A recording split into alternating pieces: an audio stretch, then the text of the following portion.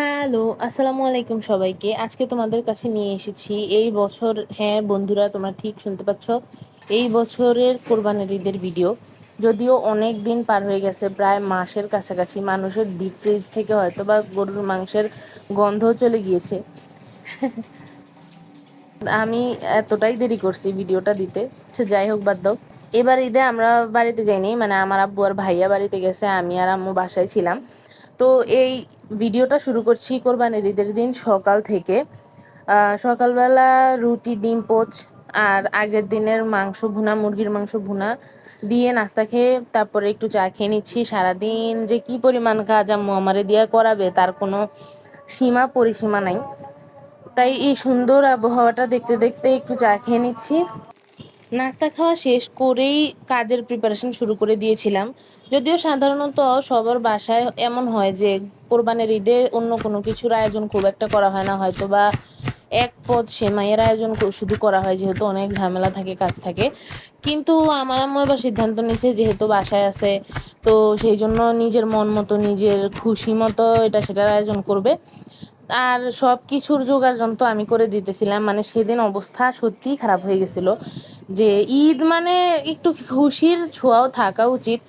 থাক, আমি আর ডিপ্রেশনের কথা না যে অন্যদিকে চলে যাচ্ছিলাম দুঃখে। বাদ দাও তো। এইদিকে বাদাম কুচি করতেছিলাম, শ্যামাইয়ের প্যাকেট কেটে শ্যামাইগুলোরে ইয়াতে প্লেটে নিয়ে দিতেছিলাম, দুধের প্যাকেট কেটে দুধ কৌটায় ঢেলে দিতেছিলাম। তারপরে এদিকে আবার শ্যামাইয়ের উপরে নারিকেল ছড়াই দিচ্ছি একবার, বাদাম ছড়িয়ে দিচ্ছি একবার, এতগুলো পেস্তা বাদাম কুচি করলাম। তারপরে আম্মু বলতেছে পেস্তা বাদামের কথা নাকি বলে নাই, কাঠবাদাম আর কাজু বাদামের কথা বলছে, তখন আবার ওগুলা কাটছি। তারপরে এখানে কিশমিশ ধুয়ে কিশমিশ ছড়াই দিছি। সেমাই রান্না করছে হচ্ছে 2 পদ। তো এটা হইতেছে শুকনা সেমাই বা ভাজা সেমাই, যেটাই তোমরা বলো ওইটা। তো পরিমাণও অনেক বেশি হয়ে গেছে, এইগুলা অনেক অনেক দিন ছিল। তো অনেক দিন রেখে রেখেই খাইছে, এমন না যে নষ্ট করছে। কিন্তু পরে এগুলারে ফ্রিজে মেনটেন করতে করতে জানটা বের হয়ে গেছে। তারপরে এখানে থালা বাটি এক গাদা ছিল, এগুলা একটু গুছিয়ে নিতেছি জায়গায় জায়গায়। তারপর আবার রান্নার কাজও শুরু করে দিছে। মিষ্টির আইটেমগুলো রেডি করার পরে এখানে বেরেস্তার জন্য পেঁয়াজ ভেজে নিতেছে, তো ফাঁকে ফাঁকে আমি সেটা নাড়া দিতেছি, আর ওই ফাঁকে আবার থাল বাসন গুছাইতেছি। এরপর আম্মু আমাকে বলছে রোস্টের মুরগিগুলা লোশন মাখাই দিতে। আমি আম্মুকে বলতেছিলাম, আর আমি আমার প্রোফাইল থেকে এটা স্টোরি দিছিলাম যে গরুর ঈদের দিন আমার মা মুরগি রান্না করতেছে, গরু কি সেটা মেনে নেবে? তো এরপরে এই ক্লিপটা আমার খুব মজা লাগছে। আমি ক্যামেরাটা এমনভাবে সেট আপ করছি, আমি যে ফিল্টারে পানি দিছি এটা খুব সুন্দর করে উঠছে ক্যামেরার মধ্যে। তো এরপরে মুরগিগুলা তেলে দিয়ে দিছি, আম্মুগুলো ভেজে নিবে। আর এরপর নবাবী সেমাইয়ের জন্য সেমাইটা ঘি দিয়ে ভেজে তারপর আর মালাইটা বানিয়ে রেডি করে আম্মু রেখে দিছিল। তো এখন ওই নবাবী সেমাইটা আমি হচ্ছে বাটিতে সেট করে নিতেছি। এরপর একটা ম্যাজিক দেখাবো তোমাদেরকে। আজকে আমি ছোট বড় অনেক ম্যাজিক দেখাবো ফাঁকে ফাঁকে, এই কাজের ফাঁকে ফাঁকে। তারপর রোস্টের মশলা কষানো শুরু করে দিছে আম্মু, আর এখানে আমি ঘেমে নিয়ে একাকার হয়ে তারপর একটু ফ্যানের বাতাস খেতে বসছি। আর এই ক্লিপটা আমি একদমই স্পিড বাড়াই নাই, এটা একটা ক্লিপ। তো তাড়াহুড়ার সময় ঠিক কতটা তাড়াহুড়া করে, মানে তাড়াহুড়ার সময় বলতে আম্মু যখন তাড়া দিতে থাকে কোনো কিছু নিয়ে, তখন ঠিক কতটা তাড়াহুড়া করে কাটাকুটি করা লাগে সেটার একটা স্মৃতি রাখলাম। আজকের ভিডিওটা কিন্তু 17 মিনিটের ছিল। সেই ভিডিওটারে এভাবে ওইভাবে এখানে সেখানে স্পিড বাড়ায় এখানে ওখানে একটু ম্যাজিক করে 9 মিনিটের করছি। লেবু 3টা লেবু আমি কেটে নিছি বাটার মিল্ক বানানোর জন্য। এখানে হচ্ছে গুঁড়া দুধ নিয়ে তারপর লেবুর রসগুলো মিশিয়ে আমি বাটার মিল্ক বানিয়ে নিতেছিলাম। আমার কাছে সেদিনের এই এত এত পরিশ্রমগুলো খুবই অর্থহীন মনে হইতেছিল এক এক সময়। যে বাসায় বিকেলবেলা ভাইয়া আর আব্বু মাংস নিয়ে আসলে তখনও তো কাজ থাকবে, রান্না বান্না থাকবে, এখন আবার এই শুধু শুধু পরিশ্রমগুলো কেন করতেছি। এগুলো আজকে মনে হচ্ছিল বারবার যে না রান্নাগুলো হইতো। তো আম্মু আমাকে বলতেছে যে দুপুরে কি খাবো না আমরা, দুপুরে তো খাইতে হবে এটা সেটা। তারপর আর কি ভেজে রাখা রোস্টগুলো ঝোলের মধ্যে দিয়ে দিছি। তো রান্না যেহেতু করতেছিল সেই জন্যই একবার একটু বেশি করে রান্না করতেছিল, যাতে ফ্রোজেন করে রেখে দিতে পারে, অন্য কোনো একদিন হয়তো খাবে এটা সেটা। এক গাদা কাঁচামরিচ যে কেটে নিয়েছিলাম সেটাই দিয়ে দিতেছি রোস্টে। আরে আম্মু, আমি কি মানুষ নাকি রোবট আসলে?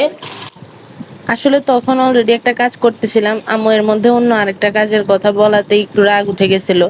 এমনিতেও কাজের সময় মানুষের একটু একটু রাগ উঠতেই পারে, এটা স্বাভাবিক। এই কোনায় সেই কোনায় আসলে কাজের কোনো অভাব ছিল না। এইখানে আবার আম্মু ফ্রিজে যে সস ফ্রোজেন করে রাখছিল, সেই টমেটো সসগুলো বের করে আবার একটু জাল দিছে, তো এইগুলোরে আবার আগের মতো বয়মে রেখে দিতেছি। এক্সট্রা বেরেস্তা যা ছিল তা বয়মে করে ফ্রিজে রাখতেছি। তারপর পোলাও আর ফাঁকে ফাঁকে আবার পোলাও নাড়া দিতেছি। তারপর তখন বাজে হচ্ছে দুপুর 12টা 55, একটু পরে আপনারা ঘড়িতে দেখতে পাবেন। তো আম্মু আমাকে বলছে আম্মু একটু সেমাই খেতে চায়, তো আম্মুকে আমি দুই দিক থেকে 2 আইটেম সেমাই আম্মুকে একটু বেড়ে দিছি। এখানে আবার ডিপ ফ্রিজটা আমার জন্য অপেক্ষা করতেছে, সেটা খালি করতে হবে, গোছ গাছ করতে হবে। তো সেই সময়ে আবার আমি চিন্তা করলাম সকালে নাস্তার পরে তো এখনো কিছু খাওয়া হয়নি, ভাত কখন খাবো এটাও ঠিক নেই, তাই আমি অল্প একটু সেমাই খেয়ে নিছি। আজকের এই ভ্লগে ইন্টারেস্টিং বা মজার কোনো কিছু নাই, গল্প আড্ডা হাসাহাসি ঈদের আনন্দ এই ধরনের কিছু হয়তো বা নাই। আসলে আমার ঈদ কেমন কাটে আমি সেটাই দেখাইতেছি। ও হ্যাঁ, আচ্ছা, একটা মজার কাহিনী। আগের দিনের একটা ভিডিও আমি শেয়ার দিয়েছিলাম যে আগের দিন রোজা করছিলাম, তো আগের দিন ইফতারের জন্য এই আমটা কেটে রাখছিলাম। কাজের প্রেশারে আমি আমার ইফতারের আম খাইতেছি পরের দিন দুপুর 1টার দিকে। বাদ দাও। তো টেবিল সাজিয়ে ফেলছি জিনিসপত্র দিয়ে, আম্মু খেতে বসে গেছে, তখন অলরেডি 3টার বেশি বাজে। কিন্তু আমি যেহেতু কাজগুলো শেষ করতে করতে অনেক দেরি হয়েছে, আমি পুরো ডিপ ফ্রিজ গুছাইছি, খালি করছি। তো আমার কাজ সারতে অনেক দেরি হয়েছিল, তাই আমি গোসল করতে যাইতে যাইতেই 3:30টার বেশি বাজছে। তো আমি আর খাইতে খাইতে পারছি বিকাল 5টা। তো তাই জন্য আমি আগে একটু খেয়ে নিতেছিল। আম্মু খাওয়ার মানে শেষ হওয়ার পরই আব্বু আর ভাইয়া আইসা পরে মাংস নিয়ে। তো এখানে আম্মু একদিকে হচ্ছে আজকে আজকে না তো মানে ঈদের দিন খাওয়ার জন্য মাংস বসাই দিছিল, আবার আরেক সাইডে হইতেছে ওই যে মাংস ভেজে রাখে না, আবার অনেকে বলে মাংসের শুটকি, ওইটার জন্য হচ্ছে আরেক সাইডে একটা পরিমাণের মাংস প্রিপেয়ার করে নিতেছিল। আমাকে বলছে এটা সেটার মশলাগুলো দিয়ে নিতে।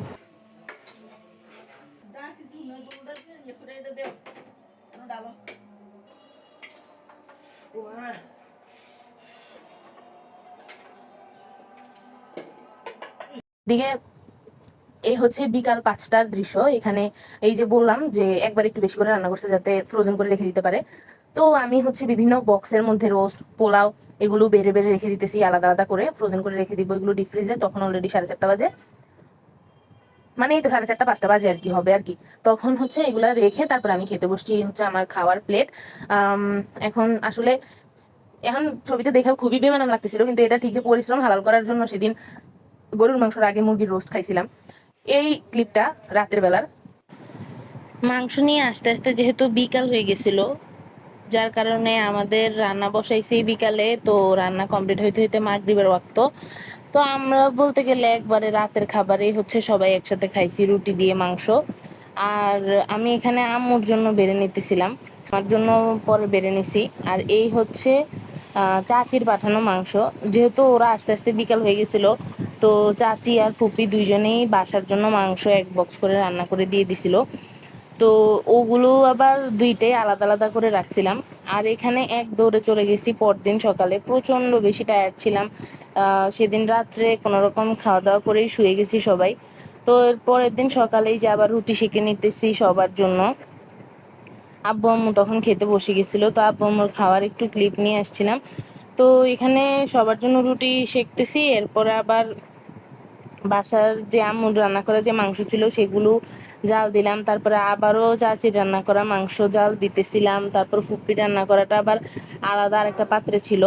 তো যেহেতু 3টা পাত্রে মাংস, তো যার কারণে আমি আর ভাই আবার কি করছি, পরের দিন সকালে রুটি দিয়ে চাচির রান্না করা যেটা সেটা খাইছি। আবার ঈদের দিন বিকালে ফুপির রান্না করা যেটা ছিল ওখান থেকে একটু খাইছি।